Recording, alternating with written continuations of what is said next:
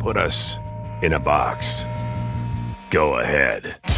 That just gives us something to break out of. Because the next generation 2025 GMC Terrain Elevation is raising the standard of what comes standard. As far as expectations go, why meet them when you can shatter them? What we choose to challenge, we challenge completely. We are professional grade. Visit GMC.com to learn more. This episode is brought to you by State Farm.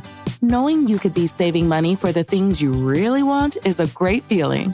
Talk to a State Farm agent today to learn how you can choose to bundle and save with the Personal Price Plan. Like a good neighbor, State Farm is there.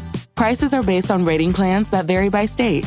Coverage options are selected by the customer. Availability, amount of discounts and savings, and eligibility vary by state.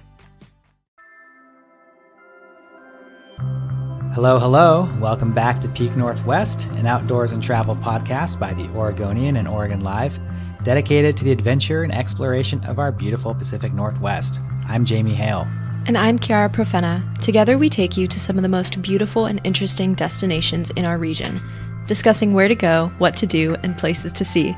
And today we're taking a little day trip out to the North Oregon coast, checking out some of the small towns in that area. Yeah, this episode could be called like a baby day trip to the Oregon coast. Like it's a little day trip out there, but it's also baby's first day trip to the Oregon coast in that it was my baby's very first visit to the ocean, which we did. Sadie and I just did a quick little trip out there earlier this spring, just out to sort of the Cannon Beach area for the afternoon. Love the double meaning. Baby trip for a baby. Yes. Very cute. Exactly. I mean, we're only doing like 2 hours is sort of the most she's driven at this point. Like once she gets to like an hour and a half, she starts to be like, why am I still in the car? I've done a full nap and woken up and we're still doing this. I feel the exact same way. That's my limit too. I can't drive more than an hour and a half. I've been so excited about her going to the ocean because the ocean for me is like my spot. Like I love the Oregon coast. That's where like my family went. Like there's pictures of like my parents with me as a baby on the Oregon coast. And I've just been so excited to like show her that. And we are taking like a larger trip later this summer with her. We'll probably talk about that one too here. But this was like her first taste of the ocean. Not literally, but like, you know what I mean? I don't know. Babies put a lot of stuff in their mouth. So she would. And for that reason, we did not put her in the sand because the sand would have been in her mouth. And so tell me a little bit about how long were you there? What was that like? Well, we went on a Friday morning. We left, like I think 8 in the morning on a Friday. Drove from our house in Portland out to Cannon Beach. And the idea for this trip, it was a work trip. So the idea was that I was going to go check out some places to eat, a couple of fish and chip spots to maybe do features on, and a bakery as well. And from there, it was just sort of like, well, let's sort of fill in the edges and sort of see what else just comes about. I love to go to the coast with a few ideas and then like some spare time to sort of just bop around and make new discoveries or just, deepen old discoveries, if that makes sense. Yes. And you've been to Cannon Beach quite a few times, I can imagine. Times. Oh, yeah. So we went out to Cannon Beach and we started off at this place called Sea Level Bakery, which I went to like 7 years ago when they were kind of new. And we've been talking about bakeries more in the newsroom, just like small town bakeries and checking those out. And I was like, well, I got to go back to Sea Level and see what's going on over there because they're still around. They have since expanded a little bit. They've changed up their interior. I didn't remember much about the baked goods, so I kind of went in fresh in that way. God, the pastries were really, really good. What kind of things do they have? They have, just like everything. I made a list when I was there because I was like, wow, there's so many things. So they have some cookies, some sticky buns. They've got bread. They've got focaccia. They also have a menu where they do bowls and sandwiches. I got a biscuit and jam. It was sort of like that as a pastry. And the biscuit was sort of cinnamon and sugar dusted, and it had this Marionberry jam in the middle. Really good. Just really well baked and really tasty. And I also got a scone. It was a raspberry and pistachio scone with lemon glaze. Oh, I love anything with lemon. That sounds so good. It ruled. It was so good. So we got a couple of those and some coffee, and they have these cute little tables outside under some covered seating, but it was a beautiful day. It was like sort of sunny, with like a little wispy clouds, you know? Mm-hmm. So we sat outside and ate some pastries. Leona had her very first taste of pastry. Awesome. We don't give her like sweets or anything, but we just pulled a bit off the bottom of the biscuit and let her chew on that. She made friends with a dog that was there. And the dog sat there and waited for her to inevitably drop pastry. It was very fun. That sounds super cute. So did she like it? She loved it, yeah. I mean, she's in a phase right now where she likes all food. Mm-hmm. She has not disliked the food we've given her. She has eaten like a full lemon wedge. Like she's like gnawing at the rind. It's crazy. That's incredible. I mean, ideal to not have a picky baby, I guess. Mm-hmm. I think they develop more food aversions later. For now, she's just like everything that can go in her mouth will go in. Yeah. And she's interested in it. So we've been trying to figure out, like, we feed her at home. She's got a high chair and she eats what we eat. We mush it up and we give it to her. But we've been trying to figure out, like, how do we do eating out in public? What do we need to bring? How do we do a setup? How do we figure out the cleanup when we're like out and about? So part of this trip, it was a good experience to sort of practice all these various, and what of the things that we're eating can she also eat? Right. Very low stakes environment. And were you just out there for the day? Yeah. Okay. Not staying the night. We were just going to go out for the morning, come back at night. Just a quick little day trip. Again, a little baby day trip. No big deal. So we started at the bakery, and then we immediately were like, well, we've got to go to the beach. So from Sea Level Bakery, it's on a street where the street dead ends at a beach access point, which I love. So we had already parked there, and we just walked down like 2 blocks, and all of a sudden we're at the ocean. So we walked down to the beach, and Sadie had Leona strapped to her body, and we were walking on the ocean, and I was like psyched, of course. I was like, let me take the baby out and hold her and like show her the ocean. Look, here's the water. And I found myself trying to be like, how do I explain the ocean to like a 9-month-old baby? And I'm like, there's so many concepts of like space and depth, and it's just the ocean. Yeah. She'll get it eventually. It's not the time. Yeah. It's a little too existential for a really tiny baby. Yeah, no, she's just like, checking out new sounds and sights and smells. We showed her a couple shells, which is really cool. And after we just walked on the beach, and after not too long, she was like, I'm exhausted, actually. The sensory input has been too much. I need to sleep. And so, Sadie just strapped her back on, and she slept. We did a little beach walk with Leona sleeping on her. And very it was great. Sweet. It was very, very sweet. Her little denim bucket hat on. Super cute. I can imagine it. So it was a nice little beach walk, but of course it was a work trip. We got to keep going. We got to keep the things moving. So we wanted to go to this first place. I wanted to check out the fish and chips.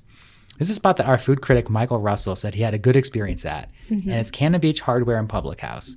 I've been there before. It's a very cool spot. It's half hardware store, half pub. Interesting. It's like one business, but it's a place where you can get literally any hardware needs you have, and also have like a full sit-down meal or a beer or whatever. So it's a really cool business in that it expands those two worlds. But the fish and chips is what I was there for specifically. So I've had their other food there. I'd not had the fish and chips. Michael Russell said he had a good experience. I tried it, and unfortunately, it wasn't for me. Oh, it wasn't for me. What was it? It's so the way I like fish and chips personally is a very light batter, where you really can taste the fish specifically. Sort of a light, crispy batter. This was more of sort of a breadier, thicker batter, which some people really like. And maybe Michael Russell had a different experience that he really liked there. It just wasn't for me. It's no knock on Cannon Beach Hardware, no knock on Michael Russell. It just was not for me. Mm-hmm. And you said that you've had the other food too, so plenty of other things that you liked there. Absolutely, yeah. I think I had a burger there once that was really good. So it's a good spot, and it's right downtown. It's a cool, really cool place. Still highly recommend it. Leona had her first French fry there. A lot of firsts going around. She hasn't had a lot, so and this is like food that we don't make at home. So, this is like her chance to try some stuff. And like French fries and biscuits are things we're not like trying to have her try, the fried food and the sweet food. Mm-hmm. But it's like, okay, we're on vacation. She can enjoy some sweets and fried food. Exactly. So she, had put a little French fry in her fist and just kind of she has no teeth yet. So she's just kind of like gumming at this French fry. She loved it. That sounds good. Yeah. Everyone was super sweet out, like, finding high chairs or figuring out a way to like sit her on our laps. It was all very easy and doable. And everyone was super, super nice. When I like had her in my arms and then someone tried to hand me 2 plates of the pastries, they were like, oh no, I'll follow you out. So like, this is something I've noticed as like being a parent of a baby in the world is everyone is like ready to help. Mm-hmm. We talked about this previously. Right. Accepting that help. Exactly. And now that I'm sort of better at accepting that help, it's like, it's everywhere. Yeah. When my first thought isn't how can I do this myself, all of a sudden like my eyes are open to like all these people who are offering things. How can other people do things for me? Yeah. To a certain extent. To a certain extent. Also now we make friends with every other baby and parents with a baby. Like it's this other whole world that You're part of a club now. Yes, exactly. So we had the fish and chips at Cannon Beach Hardware. And then we, like you said, we've got some time. Let's just bop around Cannon Beach a little bit. This is like not where the hardware store isn't. It's sort of in the main drag of Cannon Beach. It's sort of in the secondary drag. It's like over by the bus stop. But right next door to it is my favorite place in Cannon Beach, which is Sleepy Monk Coffee. Have you been to Sleepy Monk Coffee? No, I don't think so. I think I feel comfortable saying this. The best coffee shop on the Oregon coast. Wow. Okay. Why? The coffee is really good. You see a lot of their coffee. They roast their own coffee, and you see a lot of it in other coffee shops on the coast, which is a good sign. Okay. And then it's just like this really charming little place. It's just like small and cozy, and it's like all wood paneling, and it's just like really nice in there. And they have a really cozy like front porch area, and it's right there next to the beach. It's right next to the bus stop. It's right next to the pub. It's just like in a good location. And something they do that's inconvenient, but I love, is they take like a large part of the winter off. They're like not open in the winter, which has burned me a few times. I've more than a few times been to Sleepy Monk and they've been closed and I've been annoyed about it. But I love they do that for themselves. Yeah. As a business and as people, they take some time off and I appreciate that. Yeah, gotta respect it. But when it's open, we go. And it was open and we went. And got some coffee beans, and we got some, some sort of, I can't remember what Sadie got. It was some sort of like, this name is not quite right, but it was like Druid's Delight or something, per the name, And it was just like really tasty and good spices and good. It was like sort of a mixed coffee drink that was really, really good. So is this where you get some of the beans that you grind at home? So you're telling me you're in your barista phase at home? I'm doing my pour over every morning at home. Yeah. Yeah. Exactly. And are these some of the beans that you use? Whenever I'm out there, like we pick them up. We got they sell them in 1 pound bags. Mm-hmm. So we've got tons of beans, and that'll last us a few weeks probably. So yeah, I made some this morning. That's so nice. You got to bring it back home with you. Exactly. So Sleepy Monk is a must stop for me if I'm in town. Whether or not like I need coffee, I want to stop there anyway. Mm-hmm. That's the degree of my love for this place. I always need coffee, so right? When would I not stop? So that was kind of like our Cannon Beach moment. We had some other places to go. We were on our way to Nehalem, which is just like a 30-minute drive south. But first we did a quick stop in Manzanita because there's this little home goods store we really like there. Called Finisterra. I just like it. When you find a store that really fits like your vibe, you just kind of like, you have a good rapport with a store. Yeah. Like matches your home aesthetic, you think? Yeah. And it's just like they have like, like bowls and like art and, things like this, and like throw pillows and blankets. Like we have a blanket from there. We have some bowls from there. We've bought stuff from there. We have coasters from this place. It just sort of fits our vibe. And so we always stop when we're in the area and just see like, do we need anything? Sadie's always like, how much can I get away with here? Of course, you always need a little bit of home decor. Yeah, and like the prices are reasonable and the things are really cool and it's like everyone's nice. It's a little cramped. Leona was asleep, so we're pushing her in the stroller through this little store, and but it worked out fine. It's the kind of place where we could just sort of like leave her in the stroller to the side, and it was okay. Yeah, it sounds like kind of a good place to just bop around to and see things. Like I love window shopping. Exactly. So. Exactly. We got some more window shopping here on this trip to come. So we found a couple little bowls, I think is what Sadie found. She was like, I need some more little bowls. So she got some more little bowls and, we called it a day. I guess she got some earrings for her mom for Mother's Day. It was almost Mother's Day weekend. Yes. Very important. So like, yeah, all these little things, right? So we just had that one little stop in Manzanita. There's obviously more stuff to do in Manzanita, but we've done it. That wasn't the point. We got back on the road to go over to Nehalem. So Nehalem is like just down the road from Manzanita. It's kind of off the beach. It's alongside the Nehalem River. And there's another little sort of very small little stretch of downtown, like a block or two of shops downtown. And we were there to check out Riverside Fish and Chips, which I had been to one time before, but like I just hadn't quite remembered. I remembered it being okay, but everyone loves this place. Whenever I talk about fish and chips on the internet, everyone's like, Riverside is the place. You got to go to Riverside. So I was like, let me put my like official fish and chips hat, reviewer hat on and go to Riverside. So I stopped off there and it's kind of like behind these shops. There's a little kind of backyard right against the Nehalem River. So green grass, flowing river, and there's a couple food carts. One is a mini donut food cart, which is also very good. And one is this fish and chips cart. And it was like, again, sunny day, green grass, flowers blooming, fish and chips cart. It was an incredible setting. Mm-hmm. And we ordered some cod. And this is this is exactly the kind of batter I was just talking about. It was light. It was crispy. The fish was good. Maybe a little oily, but it was okay. It didn't fall off the fish. It was just like really well done. The fries were really well seasoned. Mm-hmm. So Leona got to try a very seasoned French fry. She also loved. Got a good variety of fries. Mm-hmm. They had various like high chair options for the kids, which is great. So like it was just like sitting in that beautiful setting, eating like a really good meal was perfect. I love this spot. This is, I think, it's going to be my go-to sunny weather fish and chip spot. There's some places that are good. They have good indoor seating. This is one where it's like, if you want to sit in the sunshine in this peaceful little tranquil setting, this is the spot. So this is a kind of a off question, but what kind of French fry shape? Are you talking about like waffle, crinkle, wedge?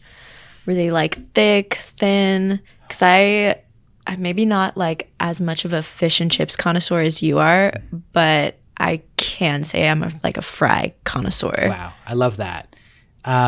They were regular. Cool. So you're not giving me much to work with here. I don't know. It's not a shoestring. It's not a steak fry. Just like a classic fry. Classic fry shape and size.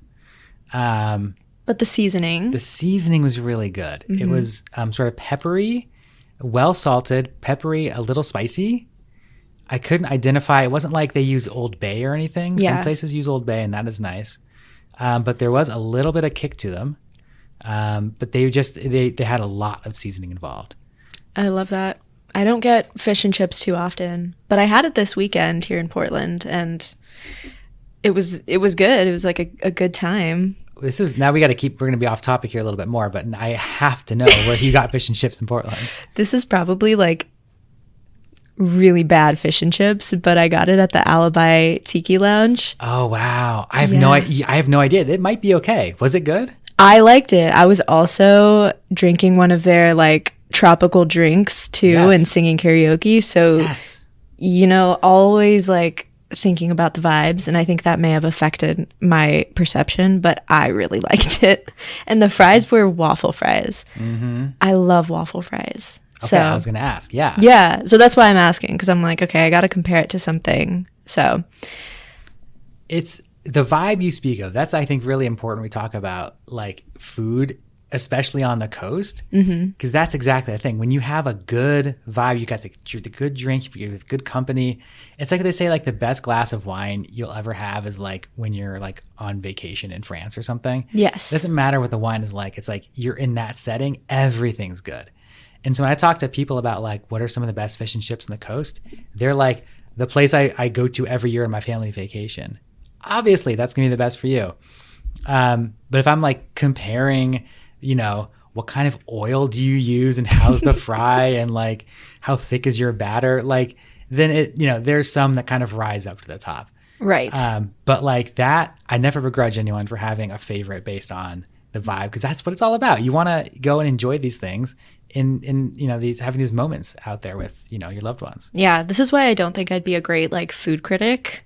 I'm all about the vibes. Like I'll have crappy food if it's like a cool vibe, cool place, and they have like, I don't know, a fun energy about it. So Well, we'll see how much longer you stay in Portland before you become a food snob. It happens to us all.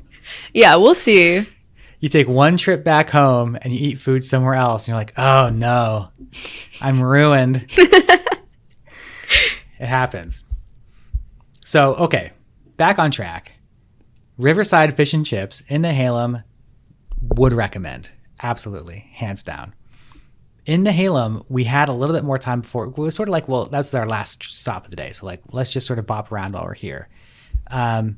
We actually got to the fish and chips cart by going through a store that leads right out to the back deck out there. And it's a vintage shop called Revival. Oh. I love a vintage shop. Yeah. These are great. It was like many vintage shops are depressingly low on men's clothes. Where it's like a whole store of women's clothes and there's one sad rack of like plaid shirts. Damn. Yeah, I don't think about that a lot. I guess I'm biased, but I am a woman, so. Yeah. I love looking at those couple of racks of clothes.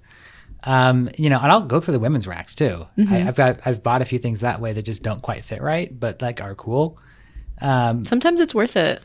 Exactly. But they did have some baby clothes, some secondhand baby clothes that were there that were on sale.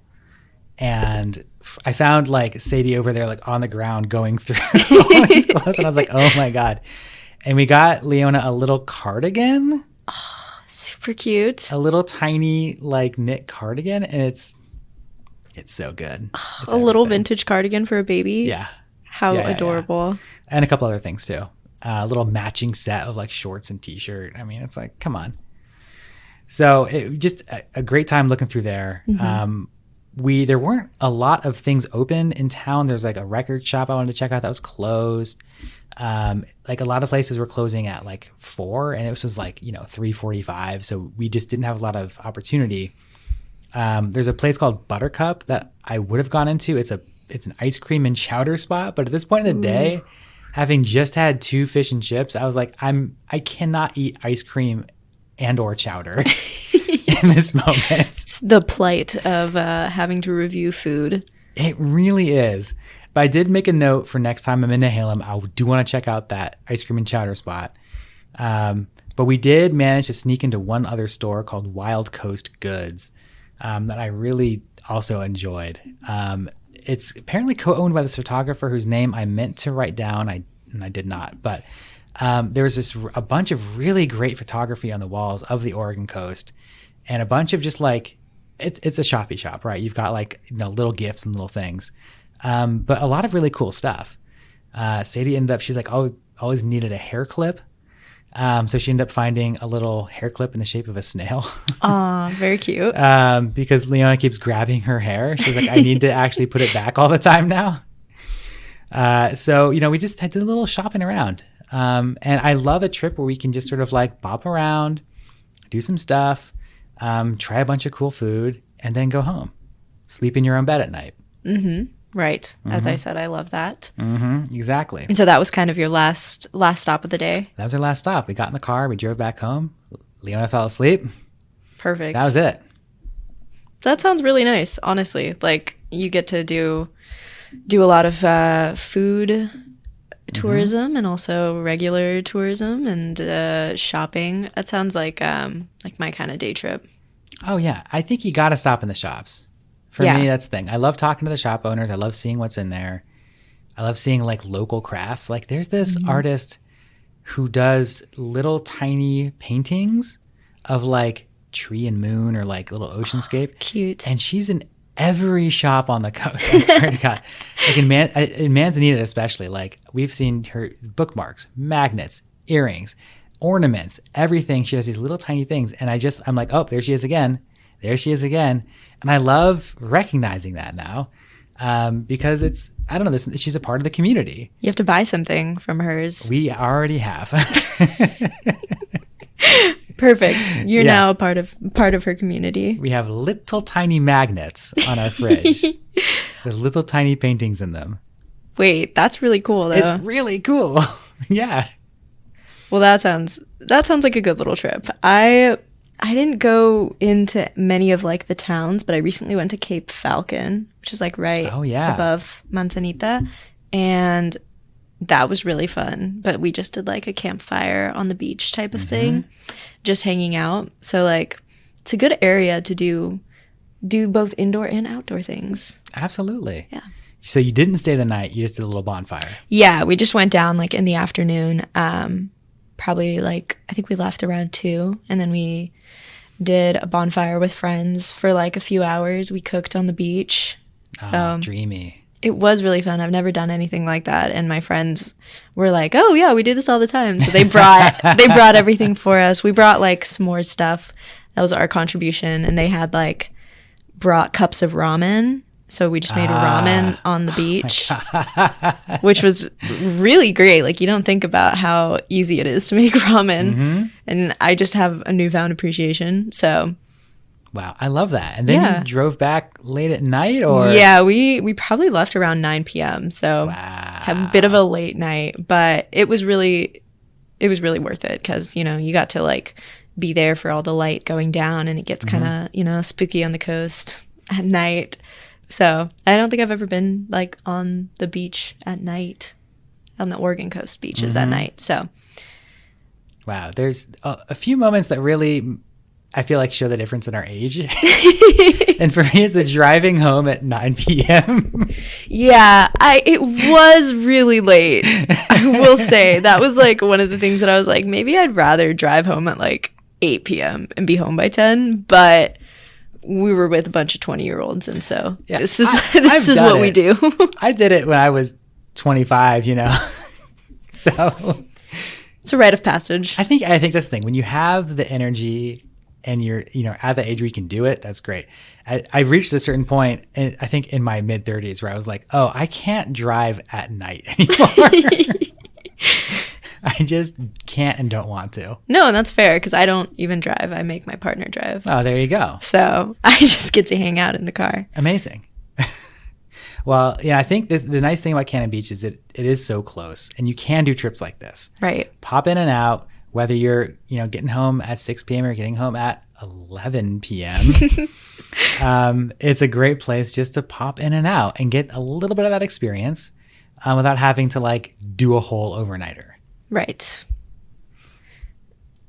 So looking forward to more of these little baby trips to come. I don't know. I think that's sort of a part of the way that we do the coast. And while I'm excited to have like Leona's first like full vacation to the coast, I'm also excited to just do more of this kind of thing. Is there any place that you want to take Leona next? Oh God, I mean, so many places. What I'm excited about is when she's old enough to clamber around the tide pools. Yes. Safely. Yeah. And we can go around out there and like, look at stuff. Oh, there's a little tiny crab. Oh, there's an urchin. There's an anemone. Like that. I feel like a little kid when I'm out there doing that. And I have been dying to share that with an actual little kid. Yeah. So I don't know. I think there's a lot more to come. And I'm sure we'll be talking all about it here in the years to come. But that will do it for us for today. And until next time, you can watch our videos on the Oregonians YouTube channel and view all of our travel and outdoors coverage on OregonLive.com/travel, as well as HereIsOregon.com. Please leave us a rating or review if you enjoy the show, and if you want to support this podcast as well as our local journalism, please consider a subscription to Oregon Live. You can find details at OregonLive.com/podsupport. Also, if you're a fan of the show and you're interested in potentially sponsoring it, you can get in touch with our marketing people at advertise@oregonian.com. This episode of the show was produced by me alongside Jamie Hale and Vicky Connor. Stay safe and happy travels, everyone. Until next time, we leave you with this 10 seconds of Zen.